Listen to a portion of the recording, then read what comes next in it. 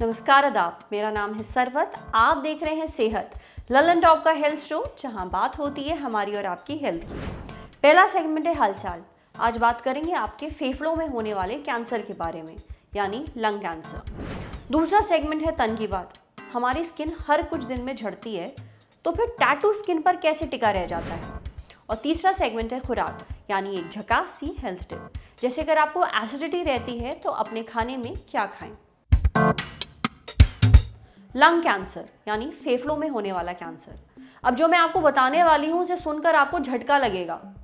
हिंदुस्तान में lung cancer के cases लगातार बढ़ रहे हैं। नहीं, ये कोई चौंकाने वाली बात नहीं है। डरावनी बात यह है कि लंग कैंसर उन लोगों में बढ़ रहा है जो सिगरेट नहीं पीते हैं। द प्रिंट की एक रिपोर्ट के मुताबिक जो नॉन स्मोकर्स हैं, यानी जो लोग तंबाकू या सिगरेट का सेवन नहीं करते हैं, उनमें 30 से 40% लंग कैंसर के जो केसेस हैं वो बढ़े हैं। इसी डेटा के मुताबिक 2013 से 2014 के बीच में 940 केसेस थे लंग कैंसर के देश में। वहीं 2015 से 2016 के बीच में ये बढ़कर हो गए 2082। ये आंकड़े एम्स ने दिए हैं। तो आज बात करते हैं लंग कैंसर के बारे में। पहले समझते हैं कि लंग कैंसर क्या होता है और क्यों होता है। लंग कैंसर जो है, हमारे फेफड़ों में एक गांठ ऐसी बनती है जो फेफड़ों के आसपास के टिश्यूज को डिस्ट्रॉय करने लगती है, और उसमें से छोटे छोटे सेल्स टूट के पूरे शरीर में फैलते हैं, कहीं ब्रेन में, कहीं लिवर में, कहीं बोन्स में। तो इस तरह की गांठ जो बनती है तो उसको लंग कैंसर कहते हैं। ये लंग कैंसर का सबसे मेजर कारण है आज की तारीख में धूम्रपान, स्मोकिंग। और इसमें दोनों तरह का इंक्लूडेड है, एक्टिव और पैसिव, जो सेकेंड हैंड स्मोक कहते हैं। मतलब जो धूम्रपान कर रहा है वो तो एट रिस्क है ही, और साथ साथ उसके आसपास उसके जो परिवार वाले हैं, उसके जो भाई बंधु हैं जो उसके साथ उठते बैठते हैं, उनको भी रिस्क रहता है, क्योंकि वो पैसिव स्मोकिंग करते हैं। जो और कहीं ना कहीं ये पैसिव स्मोकिंग जो है ज़्यादा खतरनाक है, क्योंकि आजकल सारे सिगरेट्स में फ़िल्टर होता है। तो जो खुद से स्मोक कर रहा है उसमें तो जो है फ़िल्टर में काफ़ी चीज़ें रुक जाती है, अंदर फेफड़ों तक नहीं जाती है। लेकिन जो उसके बगल में बैठा है, उसके सिगरेट से जो उसको पैसिव स्मोक कर रहा है, वो कहीं ज़्यादा खतरनाक स्मोक इनहेल कर रहा होता है, तो उसका रिस्क कहीं ज़्यादा हो जाता है। इसके अलावा जो ऑक्यूपेशनल हैज़र्ड्स हैं, मतलब जैसे आजकल जो निकल इंडस्ट्री या एस्बेस्टस यूज़ जो लोग करते हैं अपनी मतलब दिनचर्या में, मतलब अपने व्यापार में या अपने काम में, उनको भी जो है छोटे छोटे पार्टिकल्स इनहेल होते हैं, जो कि आगे चल के लंग कैंसर बना सकते हैं। कुछ कारण जो है जेनेटिक म्यूटेशंस होता है, उसकी वजह से भी लंग कैंसर बनता है। ये मुख्य कारण है लंग कैंसर होने के। लंग कैंसर क्या होता है और क्यों होता है, ये तो पता चल गया। अब जानते हैं कि ये कैसे पता चलेगा कि लंग कैंसर है। क्या फिल्मों की तरह हर केस में खून की उल्टी होती है, या फिर कोई और लक्षण भी हैं? और सबसे ज़रूरी बात, इसका इलाज क्या है? लंग कैंसर में मुख्य तौर पे खांसी आती है, कई बार उसमें थोड़ा सा खून भी आ सकता है, छाती में पेन होता है। इसके अलावा बाकी शरीर में अगर बीमारी फैलती है तो ब्रेन में फैलती है, तो उसके लक्षण आ सकते हैं, जैसे सर दर्द होना या दौरा पड़ना। हड्डियों में जाती है तो हड्डियों में दर्द होता है, या फ्रैक्चर भी हो सकता है। कई बार जो है यहाँ बीच में बीमारी बढ़ जाती है तो चेहरे पे सूजन भी ज़्यादा आती है।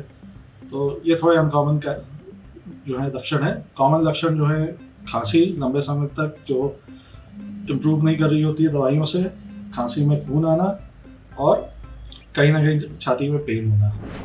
एक चीज़ और बताना चाहूँगा कि लंग कैंसर के लक्षण कई बार टीबी की तरह भी प्रेजेंट करते हैं। तो कई बार ये डिफरेंट पता लगाना मुश्किल होता है कि ये टीबी है या लंग कैंसर है। बहुत लोग कई लंबे समय तक टीबी का इलाज चलता रहता है, और कहीं ना कहीं बीमारी बढ़ जाती है, तब वो हमारे पास आते हैं कि तब डायग्नोज हो पाता है कि ये लंग कैंसर है।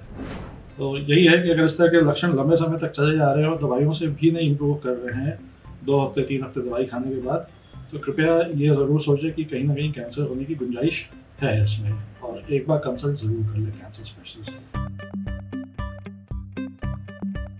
लंग कैंसर का ट्रीटमेंट डिपेंड करता है कि किस स्टेज में बीमारी है। स्टेज का मतलब कि बीमारी का फैलाव क्या है।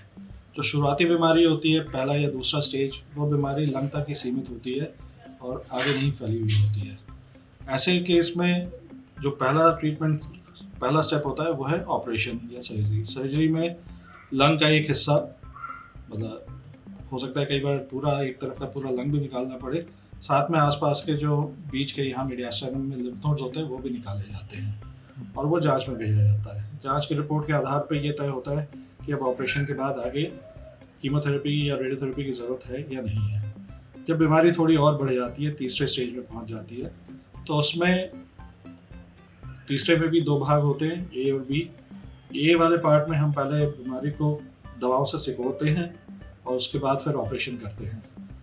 बी वाला पार्ट, जिसका मतलब बीमारी और थोड़ा ज़्यादा बढ़ी हुई है, उसमें फिर ऑपरेशन नहीं होता, उसमें सिर्फ जो है रेडियोथेरेपी और कीमोथेरेपी से ही उसका पूरा इलाज होता है। तो जो बीच के मीडियास्टाइनम के नोड्स होते हैं वो भी निकाले जाते हैं और उनको फिर जांच में भेजा जाता है।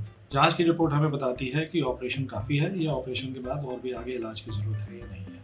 जब बीमारी और थोड़ा ज़्यादा फैल जाती है, जब लंग से बीच में मीडियास्टाइनम में भी आ जाती है, तो अगर मीडियास्टाइनम में एक तरफ ही है, अगर बीमारी जिस साइड गांठ है, मेन गांठ उसी तरफ है, तो फिर पहले उसको दवा से सिकोड़ के फिर ऑपरेशन किया जाता है। अगर मीडियास्टाइनम के दोनों तरफ फैल जाती है तो फिर उसमें फिर ऑपरेशन नहीं करते हैं, उसमें फिर हम लोग रेडियोथेरेपी और कीमोथेरेपी मिला के उसको कंट्रोल करते हैं और काफ़ी केसेस में सक्सेसफुली बीमारी क्योर भी हो जाती है। उसके बाद आता है 4th स्टेज। 4th स्टेज वो स्टेज है जब बीमारी बॉडी में और बाकी हिस्सों में फैल गई है, मतलब लंग तक सीमित नहीं है, लिवर में, बोन में, ब्रेन में, इन सब जगहों पे फैल गई है। ऐसे केसेस में फिर इलाज सिर्फ दवाओं से होता है। कुछ एक केस में अगर सिर्फ लिमिटेड हो, सिर्फ एक छोटा सा जो है फैला हुआ हो एक जगह पे सीमेंट, जैसे ब्रेन में एक गांठ है, तो हो सकता है हम उस गांठ को भी निकाल दें। अदरवाइज जनरली इसमें दवाओं से ही ट्रीटमेंट होता है। दवाओं में हमारे पास कई ऑप्शंस हैं। एक है कीमोथेरेपी का ऑप्शन, उसके साथ है टारगेटेड थेरेपी, और आज की तारीख में इम्यून थेरेपी भी इसमें काफ़ी कारगर साबित हो रही है। मेन मकसद हमारा होता है बीमारी को कंट्रोल में रखना, क्योंकि 4th स्टेज की बीमारी क्योरेबल नहीं होती। लेकिन आज की तारीख में टारगेटेड थेरेपी की और इम्यून थेरेपी की मदद से एक लंबा समय भी हम मरीज़ को दे सकते हैं और एक अच्छी क्वालिटी ऑफ लाइफ के साथ। मतलब आप ये मान के चलिए कि जो पहले हम लोग कहते थे कि भाई भले जाइए सेवा कीजिए, 4-6 महीने ही ज़िंदगी बची है, उसमें आज की तारीख में 3-4-5 साल की भी अच्छी ज़िंदगी मिल जाती है। डॉक्टर साहब ने जो बातें बताई हैं उन पर ज़रूर ध्यान दें। अब बारी है सेहत के अगले सेगमेंट की। आपको ये तो पता है कि स्किन हर 2 से 4 हफ्ते में झड़ती है, यानी स्किन सेल्स झड़ जाते हैं और नई स्किन आती है। इसीलिए समय के साथ आपके स्किन पर जो दाग और धब्बे होते हैं वो हल्के पड़ने लगते हैं। पर अगर ऐसा है तो आपकी स्किन पर जो टैटू बना है वो क्यों नहीं हटता? इसकी वजह है आपका इम्यून सिस्टम, यानी शरीर का वो सिस्टम जो आपको बीमारियों से बचा कर रखता है। स्किन की एक मिडल लेयर होती है और इसका नाम होता है डर्मिस। टैटू जिस सुई से बनाया जाता है वो सुई इस लेयर तक पहुंच जाती है, इस परत तक पहुंच जाती है और वहां हो जाती है सूजन। अब इस सूजन और चोट से निपटने के लिए शरीर वाइट ब्लड सेल्स वहां भेजता है उसे ठीक करने के लिए। अब ये जो सेल्स होते हैं वो टैटू में मौजूद जो डाई होती है, जो रंग होता है, एक तरीके से उसे खा जाते हैं। अब जब ये सेल्स मरते हैं तो पुरानी जायदाद की तरह टैटू की जो डाई है, जो रंग है, उसे विरासत में नए बने हुए सेल्स को दे जाते हैं और ये सिलसिला चलता रहता है। इसलिए टैटू स्किन पर टिका रहता है। समझे? अब बढ़ते हैं सेहत के अगले सेगमेंट की तरफ। खुराक, एक झकास सी हेल्थ टिप। एसिडिटी एक नंबर की मुसीबत है। जो खाओ उसके बाद पेट में जलन चालू। फिर क्या किया जाए? अपनी डाइट में थोड़े बदलाव लाएं, जैसे अदरक खाएं। ये सीने में जलन और गैस की दिक्कत से छुटकारा दिलाएगी। इसके अलावा आप ओटमील भी खा सकते हैं। हरी बीन्स, ब्रोकली, फूल गोभी, आलू और खीरा भी ले सकते हैं। कोशिश करिए वो फल खाइए जिसमें सिट्रस यानी कि विटामिन सी ज़्यादा ना हो, जैसे कि केला है, सेब वगैरह। आपको आराम मिलेगा। आज सेहत में इतना ही। अच्छा, अगर आप एक डॉक्टर हैं और हमसे कुछ शेयर करना चाहते हैं तो जो ईमेल आईडी इस वक्त आपको अपनी स्क्रीन पर दिख रही है उस पर हमें एक मेल भेज दीजिए। कैमरे के पीछे हमारे साथ है तरुण। ये वीडियो फेसबुक पे देख रहे हैं तो हमारे फेसबुक पेज को लाइक करिए, यूट्यूब पे देख रहे हैं तो हमारे चैनल को सब्सक्राइब करिए, बेल आइकन पर ज़रूर क्लिक कर दीजिए ताकि जब भी हम कोई नया वीडियो अपलोड करें तो उसका नोटिफिकेशन आप तक सबसे पहले पहुँचे। शुक्रिया। लटक। धरने पर चले और जहां पहुंचे वहां अनुप्रास और तुकबंदी के दरवाजे की सांकल हिला दे। कहें कि क्या रहा है डूब तुमको खटक, कि कब ऑन करें मन का मोड मटक, कि क्यों चित्त जाता है यूं ही सटक, कि कैसे ना आए हौसलों में चटक, कि कहां तक करें इरादे गटक झटक, अब बेवजह न भटक, ये है निपट देसी मन लटक। पर यूं ही कहना होता तो पुराने रोग दफा करने की जरूरत क्या थी। तो बात यह है कि लल्लन टॉप हमारा है और हम बनता है मैं और तुमसे। उसमें भी मैं घटता रहे तुम बढ़ता रहे, तभी बात दुरुस्त है। वैसे तुम में किसी को तुरशी लग सकती है, यूं बात आप कहने से भी बन सकती है। आपकी प्रतिभा के लिए आपका लल्लन टॉप लेकर आया है एक लोकतांत्रिक मंच जिसका नाम है लटक।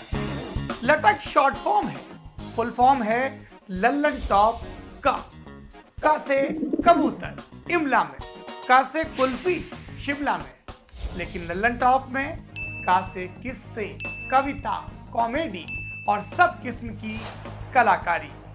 तो लटक है नए कलाकारों का अड्डा, वो जगह जहां आपका डेब्यू कई दरवाजे खोल सकता है।